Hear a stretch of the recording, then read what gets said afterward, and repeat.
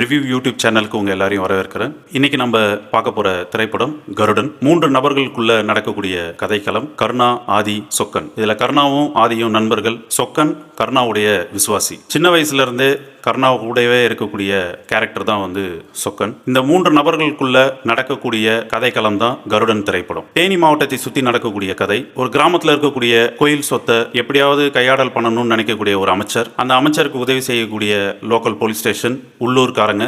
இதில் இந்த 3 நபர்கள் எப்படி சம்மந்தப்படுறாங்க, கோயில் சொத்து அபகரிக்கப்பட்டதா இல்லையா, இந்த 3 நபர்கள் அதை எப்படி எதிர்கொண்டாங்க அப்படின்றது தான் படத்துடைய மொத்த கதை. சாதாரணமாக தமிழ் திரைப்படங்களில் நம்ம கேள்விப்பட்ட கதைக்களமாக இருந்தாலும் திரைக்கதையை மிரட்டியிருக்காங்க. இதில் கர்ணா ரோல் ப்ளே பண்ணியிருக்கிறது உன்னி முகுந்தன்ற ஒரு ஆக்டர். ஆதி நம்ம இயக்குனர் சசிகுமார் ப்ளே பண்ணியிருக்காரு. சொக்கன் இந்த கதையுடைய லீட் ரோல் ஹீரோவாக நம்ம சூரி அவர்கள் ப்ளே பண்ணியிருக்காங்க. 3 பேருமே அவங்களுடைய ஆக்டிங்கில் நம்மளை மிரள வச்சுருக்காங்க. முக்கியமாக சூரிய அவர்களுடைய ஆக்டிங் எக்ஸ்ட்ராடினரி பர்ஃபார்மன்ஸை அவர் கொடுத்துருக்காரு. கண்டிப்பாக இந்த படத்தை நம்பி போகிறவங்க ஏமாந்து வர முடியாது. ஏன்னா அந்த அளவுக்கு திரைக்கதையுடைய வேகத்தை கூட்டியிருக்காங்க. முக்கியமாக படத்துடைய இன்டர்வல் பிளாக் கூஸ் பம்ப்ஸ் பிளாக்காக இருக்கும். சூரிய வேற ஒரு பரிணாமத்தில் நம்ம எல்லாருமே பார்ப்போம். இந்த படத்துக்கு சப்போர்ட்டிங் ஆக்டர்ஸாக வரக்கூடிய எல்லாருமே அவங்களுடைய ரோல்ஸை ரொம்ப எக்ஸ்ட்ராடினரியாக கொடுத்துருக்காங்க. முக்கியமாக வடிவுக்கரசிலேருந்து சமுத்திரக்கண்ணியிலேருந்து எல்லாருமே அவங்களுடைய பார்ட்டை பக்காவாக ஒர்க் பண்ணியிருக்காங்க. பின்னணி இசை யுவன் சங்கர் ராஜா கொடுத்துருக்காரு. என்றென்றும் யுவன் அப்படின்றத மீண்டும் அவர் நிரூபிச்சிருக்காரு. முக்கியமாக படத்துடைய பிஜிஎம், பேக்ரவுண்ட் ஸ்கோர், சாங்ஸில் அவர் மிரட்டியிருக்காரு. சூரி கேரக்டர் ஆர்டிஸ்டாக நம்ம விடுதலையில் பார்த்தோம்.